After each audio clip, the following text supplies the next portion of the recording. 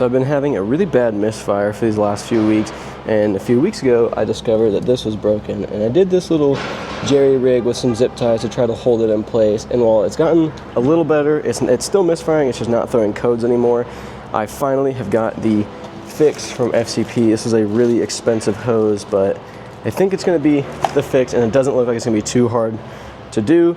I need to remove this out of the way, and I think I might be able to get by without removing the strut brace. I got everything removed over here, all my tools, and I'm gonna go ahead and start pulling this old line and then get the new one over there put into place. Okay, that was honestly much more painful than I thought. This one especially was giving me quite a tough challenge. It is very tucked in there and very tight tolerances, but to show what was broken, this clip right here was broken. So essentially it wasn't actually doing anything, it was just like getting stuck up against it, and it could fall out and was still like the seal's bad and it just wasn't doing its job. So I got a new one, nice and clean. I'm gonna go ahead and throw it in and put everything back together. So it's all back in just to show where it goes. It goes here and then it goes under right there, attaches to the J-pipe, and then meets up with a T connector right there. Everything is put back together. The carbon strut brace is back in, the plastic shields are back in, the new hose is in, and I'm gonna go ahead and start it and take it for a quick little drive. Okay, so unfortunately that did not fix it, and I don't really know what to do from here on out.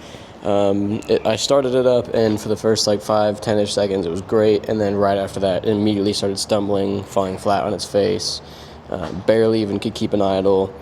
So I killed the car, turned it back on, and then instantly just started rolling just to get it out of like a startup cycle. And the car drove great, which is what's leaving me so confused. The car drove perfect, spins all the way up to third, like it's great. I'm just so confused why on startups it's very unhappy.